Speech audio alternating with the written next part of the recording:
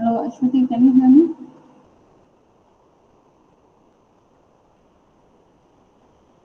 Hello? Okay. Please tell others to join soon.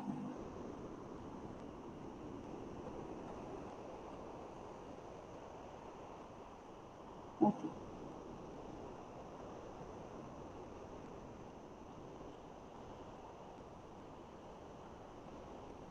I'm presenting my screen.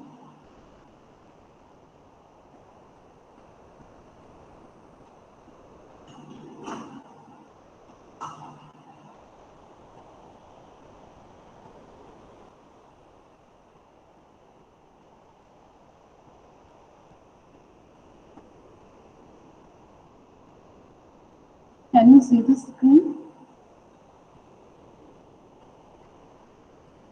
Yes, miss. Okay, okay. Thank you.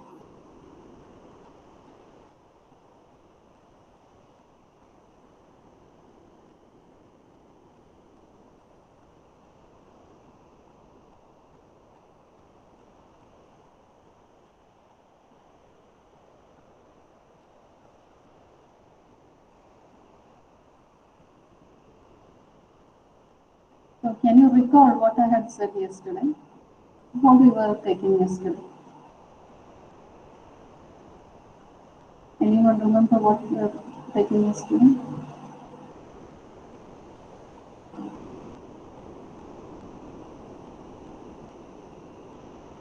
Hello?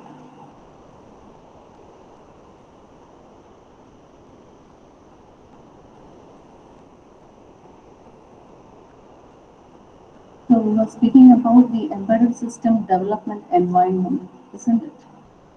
What are the things that we need in order to develop an embedded product, and what are the entire components that we that support us in the development of embedded product, and that entire uh, things including hardware and firmware, they constitute the environment of the development, or the development environment of the embedded product. Okay, so do you remember what were the components that make up this development environment? Anyone? What were the components that make up the development environment? I'm going to develop an embedded product.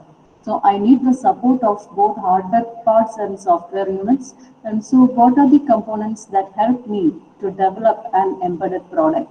And all the things that help me to develop an embedded product forms the development environment. So yesterday we said there was basically seven things that we need to build an embedded product, the basic components that we need, and they form the environment of development. And do you remember any of them? Embedded product development environmental വരുന്ന components ഏതൊക്കെയാണെന്ന് ആരെങ്കിലും can you say, or just type in the chat? Okay, Subin Raj and Amrita has responded. You need PC, IDE tool, EDA tool, then the emulator hardware, signal source, debugging tools, and the target hardware. Very good. Subin and Amrita have responded. Anyway, you had written the same answer. Okay. So, hope you understood what are these tools. These are the necessary tools that we need for developing the embedded product. You need a PC, you need the IDE tool, the integrated development environment, and for developing the firmware, and you need EDA tool for automated development of design of and hardware components. Then you need a signal source to give signal input to the target board, and the target hardware is the actual hardware where we are going to place the microcontroller or the microprocessor, and we are going to all the hardware units will be plugged into this target board. Then you need debugging tools, hardware debugging tools like the CRO. Then you have the multimeter, etc. Then there is the entire target hardware. So, okay, I think emulator is missing in Subin's answer. target emulator. Okay, so we'll just know that also target emulator is needed uh, in order to test the target board. Okay, now uh, next we were speaking about IDE. What is IDE? What are the components that make up an IDE? So what are the components that make up an IDE? IDE stands for Integrated Development Environment. Like the environment that we get in Visual C++, Visual Basic, etc. We can use your mouse to drag and drop the facilities, and the coding will be very less, and when compared to other languages which do not support IDE. So, what are the components of IDE? Anybody? Integrated Development Environment. Hope you can see the screen. The IDE consists of a text editor for writing your program, or you need to write your firmware. So to write a code, you need a text editor. Then you have a cross compiler because you're developing your code in the PC. And finally, you're transferring it to the target board where there is another processor in the target board. So the PC will be having one processor, and you have to transfer after debugging your code in your PC. You have to transfer the code to the target processor board where the target processor is placed. So this cross compiler, it will generate an object code that can run on another processor, but the compiler runs on one processor, but it generates code for another processor. So it supports cross-platform development. From one platform, the code can be transferred to another platform where there is another processor. So the cross compiler is needed because you are running your firmware on your PC and then you are transferring it into the target board where there is another processor. So cross compiler is needed for cross platform development, and to run the program on the same computer you need a compiler for same platform development. Then you need linker for linking the different modules of your program, and debugger for testing your code. So these are the components of IDE. Hope you understood the components of IDE. What are the components of IDE?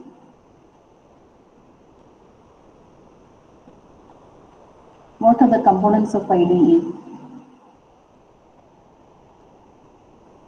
Anyone? What are the components?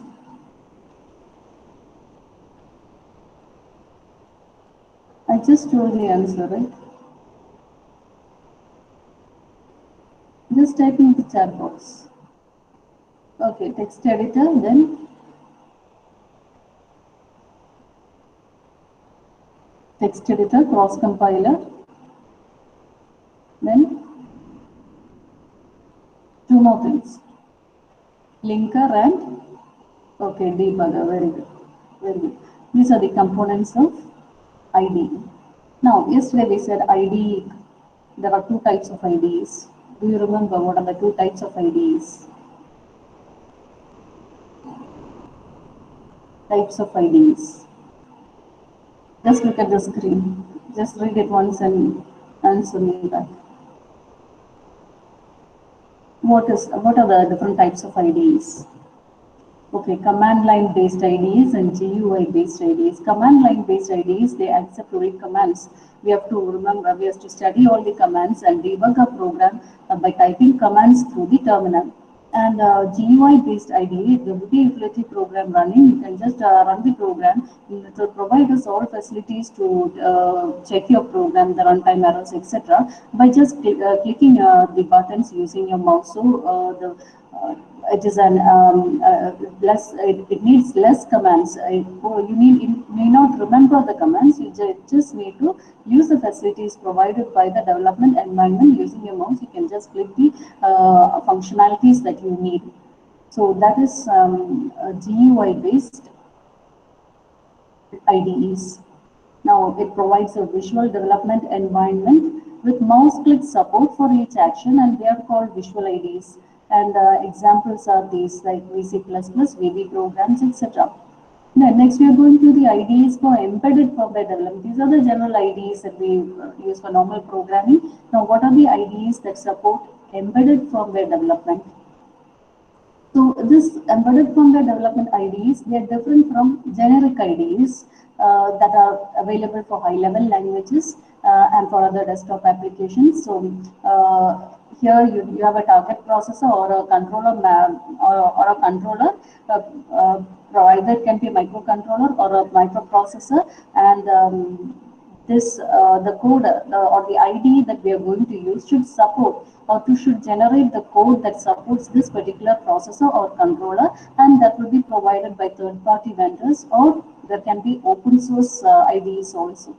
So let us see what are the examples of such IDEs. So these are some of the examples, like there is an MP-Lab, which is an IDE tool supplied by Microchip for developing embedded firmware using PIC family of microcontrollers. For PIC family of microcontrollers, the IDE that is used is the MP-Lab, supplied by the Microchip company. Then you have the Keel Microvision, VISION, Microvision 3, and this IDE is supplied by Keel Software. It's a third-party IDE for 8051 family of microcontrollers. We were discussing about the Keel's software, the utilities provided by Keel Software were like C51 cross compiler, linkers, etc. in the previous module. Most of the utility programs that we studied earlier were supplied by Keel Software, and they are generating code for 8051 microcontrollers. So just study the second example by heart. Okay. Then there is a Code Warrior IDE named as Code Warrior. It is developed by MetroWorks. It is WERKS, MetroWorks. It is an IDE for the ARM family of processors. So depending on the processor, the IDEs also differ. Just remember that embedded system development IDEs, they are designed specifically for the target processors. Then Eclipse is an open source IDE. So Eclipse, the advantage of Eclipse is that it can support multiple processors, and it is going to be the IDE for in the near future. And I think it has most of the applications is now done using Eclipse since it is open source. So these are some of the examples of IDEs that support embedded product development. So can you name any one or two of the IDEs for embedded product development? Can you name one or two?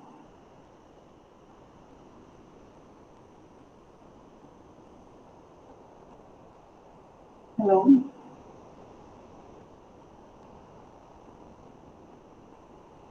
Hello? Hope you can hear me. Hello?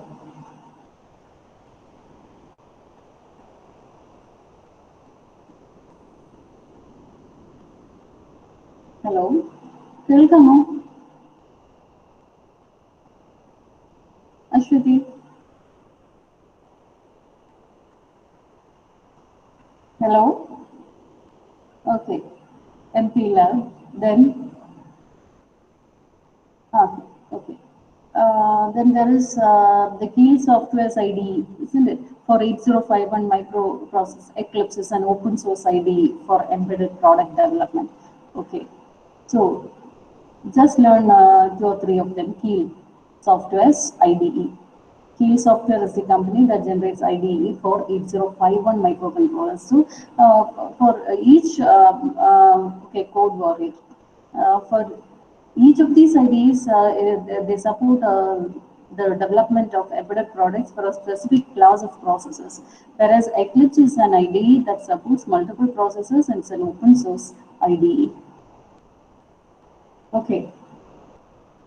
So next, we had discussed about cross compilers earlier. And now we are going to that once again, since it's an important question, and also it is stated in, it is mentioned in the syllabus. What is cross compilation?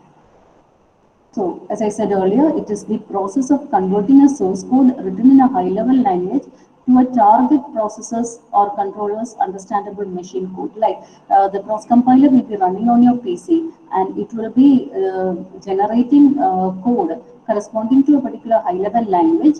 It will be generating a target code or a object code for another processor, and that another processor is what is mentioned here as target processor or controller. So cross compilation is the process, and it is done by a program called the cross compiler. So the cross compilation means it is the process of converting a source code written in a high level language to a target processor or controller understandable machine code. Like the PC is generating a code for 8051 microcontroller, then there should be a cross compiler to generate that particular code which is understandable by 8051 microcontroller. So this process of converting to a target machine code is called cross compilation, and it is done by a program called the cross compiler. So cross compilers are software tools used in cross-platform development. I said earlier what is cross-platform development because we'll be usually developing a software on the PC, and then we run the program, we can debug the program. Finally, this can be transferred to your target board.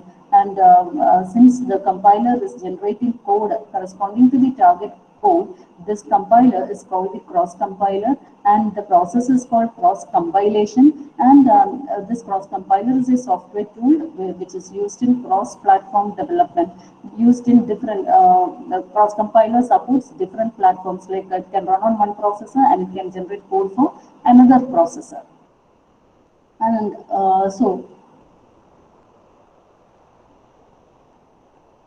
that is what is written here. It converts the source code to a machine code for a target processor.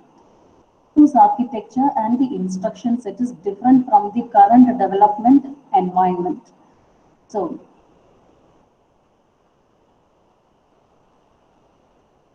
can you say what is cross compilation or what is cross platform development? Anyone?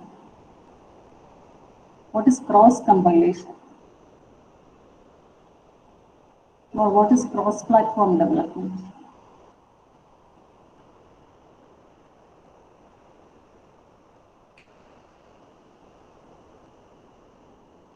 Hello? Cross compilation is a process, isn't it? It's the process of converting a high level language into an object code. Okay. High level languages after compilation, whether when you are using any high level language, now once you compile the code, it will be converted into an object code. But normal compilers, they convert it into an object code that is understandable to the system on which it is running. But the cross compilers, they generate an object code which can run on another processor, not by the process on which it is running, but it will generate code for another processor on another machine or on another target board and on another system. So such compilers which generate code for another processor is called cross compiler, and the process of generating a code for another processor is known as cross compilation. So, since the cross compiler is supporting different processes, we call it as cross platform development. Okay, understood?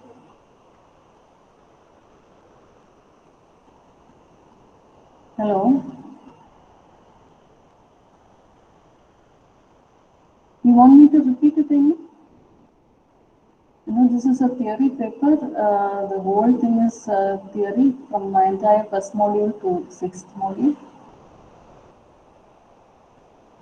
So just learn the main points and then you can expand it. My notes are written from your prescribed text, so you can just read the notes. If you don't understand what I have written, please ask me. If some words, if you can't read any of these words written, just ask me. You can ask me on WhatsApp. While you're studying, you can just ask me what that word is. I can give you the answer. Okay.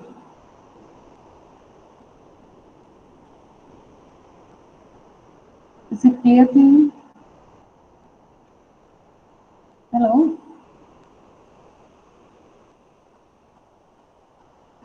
Any doubts?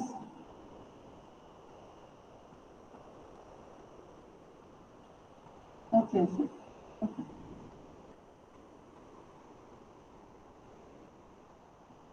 So,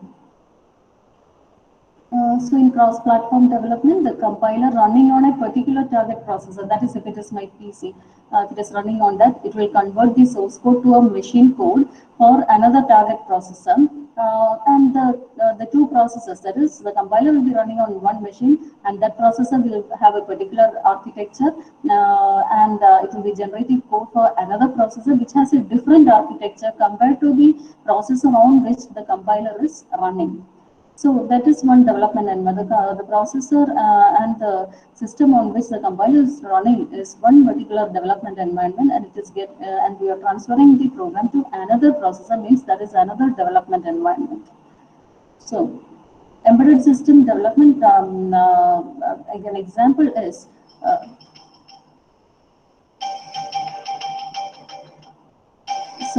There is, as I said earlier, there is the P51 is a cross compiler for 8051 microcontrollers.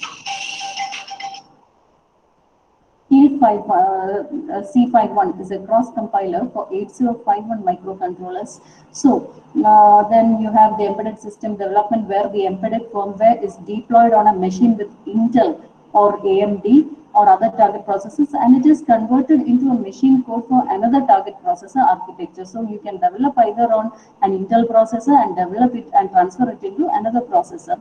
A typical example is the Keil C51 is a cross compiler which we had discussed in last module also.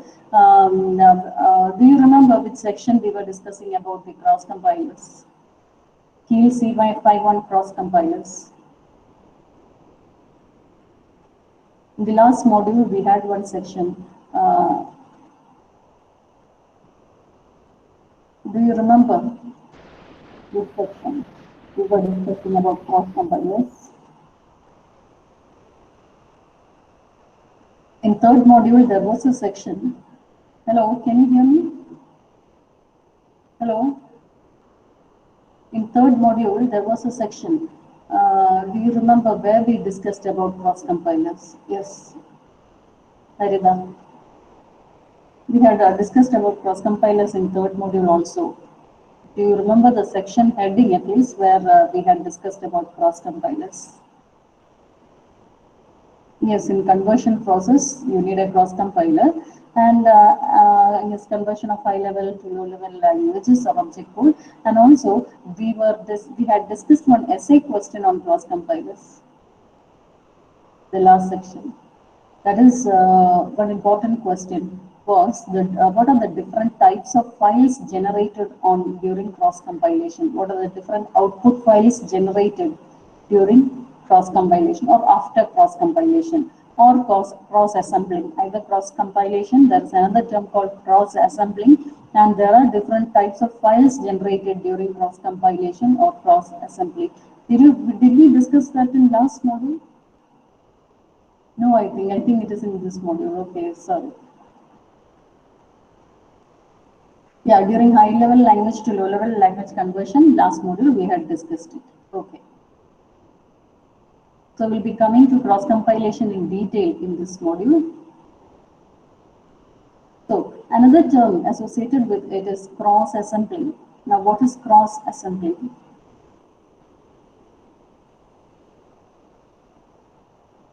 Same as cross compilation, just you are replacing it with cross assembler. So the same code, but in compilation process, we convert high-level instructions to machine target processor specific instructions. But here in cross-assembly, instead of converting high-level language programs, here we convert assembly language instructions to target processor or controller specific machine code. There in cross compilation, we converted high-level language to, isn't it? This is the process of converting source code written in high level language. The process of converting source code written in high level language to a target processor specific code. Whereas in cross assembling, it is the process of the same definition, just replace the conversion of high level language by conversion of assembly code. The code written in a target processor or a controller specific assembly code is converted into its corresponding machine code, and it will convert the assembly instructions to a target processor or controller specific machine code, and that is known as cross assembling process, and the program that does it is known as cross assembler. Just like compilation, can you just convert it and say how we can convert the cross compilation definition to cross assembling definition?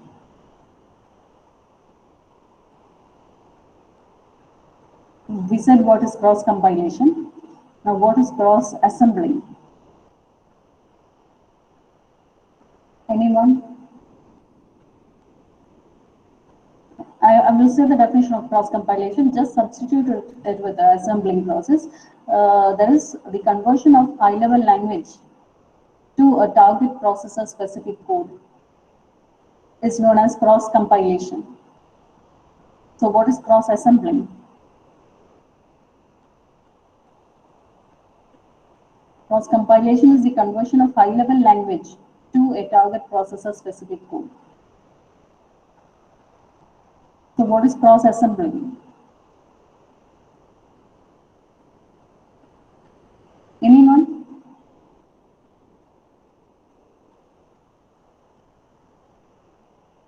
Nobody is responding.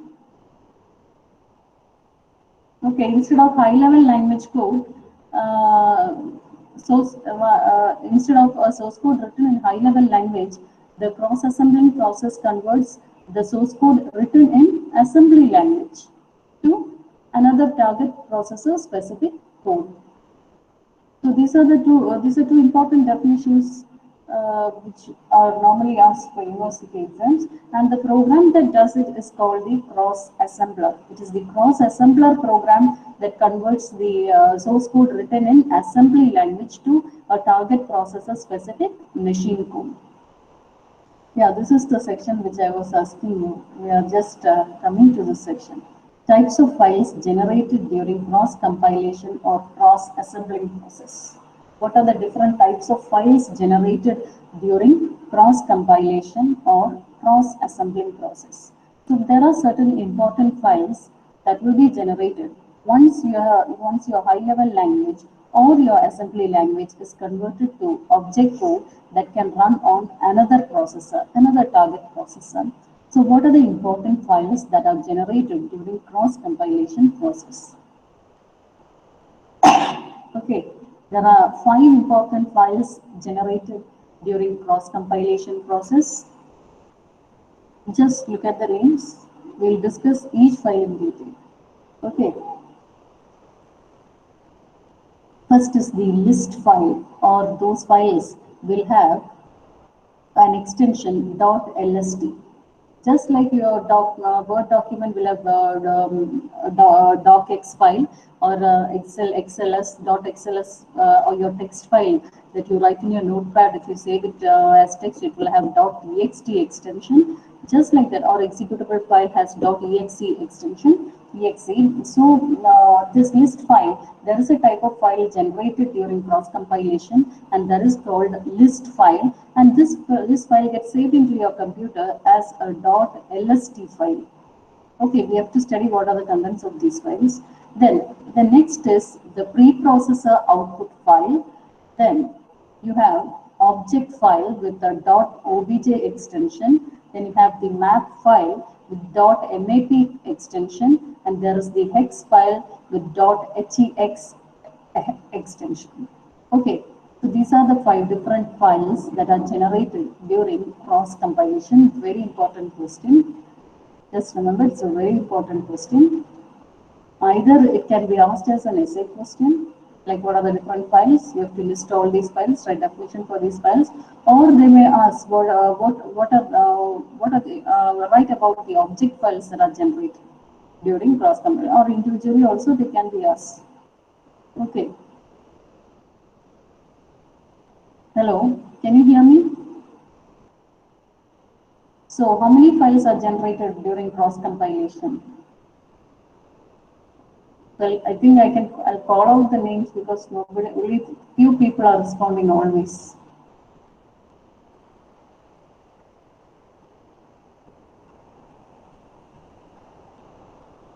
Vishnu, how many files are generated during cross compilation?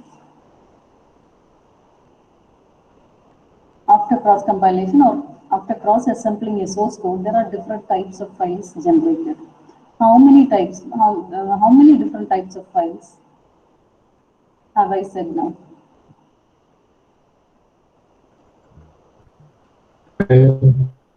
എത്രയാ? കേൾക്കില്ല കേട്ടില്ല. Five അല്ലേ? Five അല്ലേ?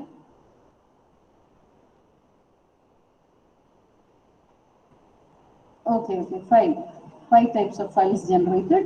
And can anyone say what are the files generated? ഓർക്കുന്നുണ്ടോ? ഞാൻ പെട്ടെന്ന് പറഞ്ഞു പോയി നിങ്ങളുടെ കാര്യം.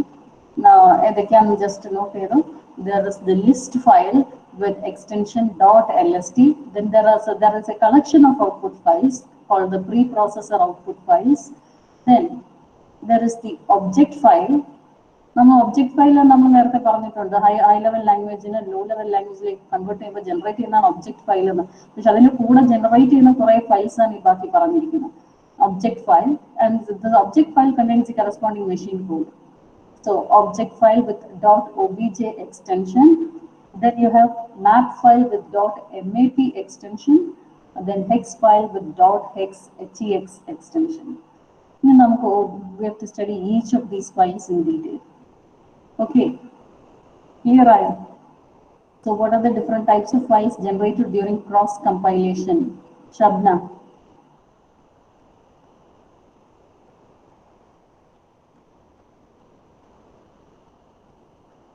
Shabna, കേൾക്കുന്നുണ്ടോ? Hello. Okay, list file. What is the extension of list file? What is the extension? Okay, preprocessor output files. Okay, preprocessor output files. Then one file which is most commonly used or we read, okay, object file with .obj extension. Then two more files, map file and hex file with .map extension and .hex extension. Okay, these are the 5 different files generated during cross compilation. So we have to study what are these files, what are the contents of these files, what is normally stored in these files after cross compilation. After cross compilation, these files are generated, and what are the contents of these files after the cross compilation process. So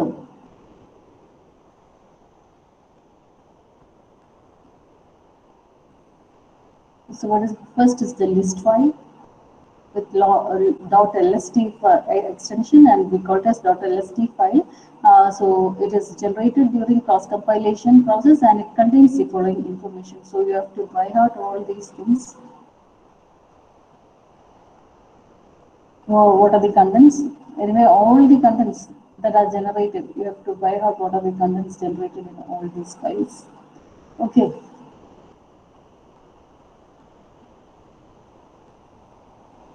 Since it's a theory paper, you have to by heart a lot. All these points have to be by hearted. Do you have any doubts in what I have said so far?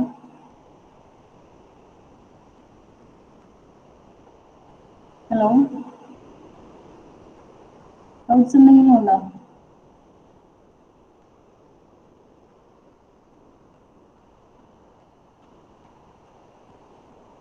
Fifth module is a bit vast, so we'll take more time on fifth module because there are scheduling algorithms in fifth module. So if you have any doubt, you can ask.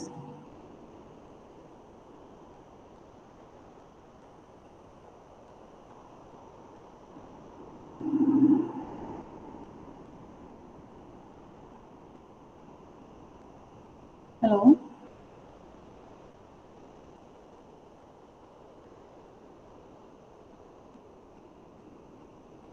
So shall I continue? If I continue, I won't finish this section. Okay. You can take your attendance, please.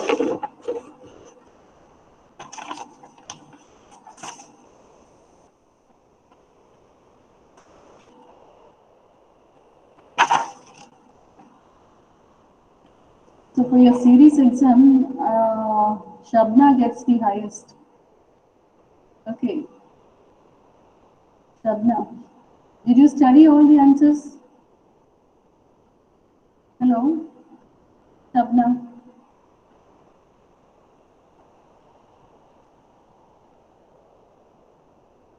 Shabna ഇല്ലേ?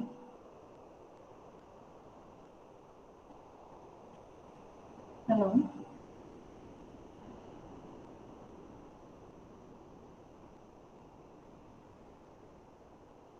Hello? Ashwati? കേൾക്കാമോ?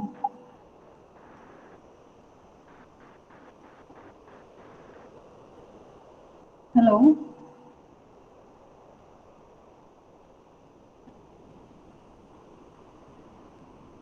Okay, okay. Shabna ഇല്ലേ? Shabna ഒന്നും കേട്ടില്ലേ?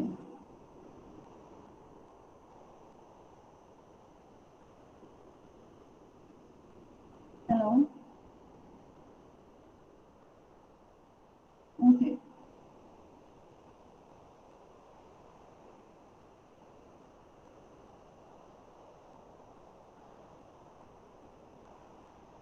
Shabna left ആയോ?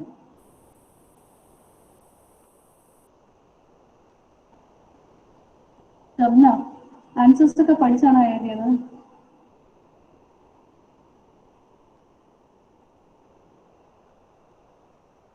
കേട്ടില്ല.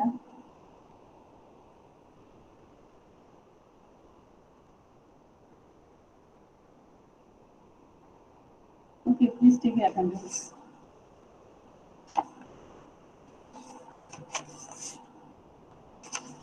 Number 1. Okay. Number 2. 5. 6. 7. Arjun 7. 7 absent. 8. Okay. 9. 11. 12. 13. 14. 16. 17. 18. 18. Okay. 20 present. 22. 23. 24. 24.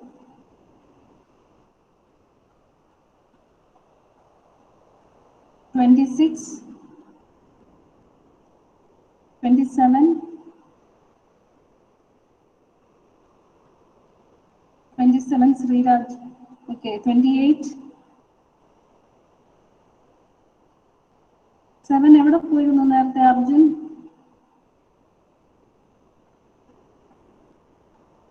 28 Subin present. 29. 29 Vishnu പറഞ്ഞായിരുന്നോ? Okay. 30. 31 present. 32. Vidina present. Harita. Okay. Harita. Okay. Amal Santosh. Okay. Shabna ഉണ്ടായിരുന്നല്ലോ അല്ലേ? So all present.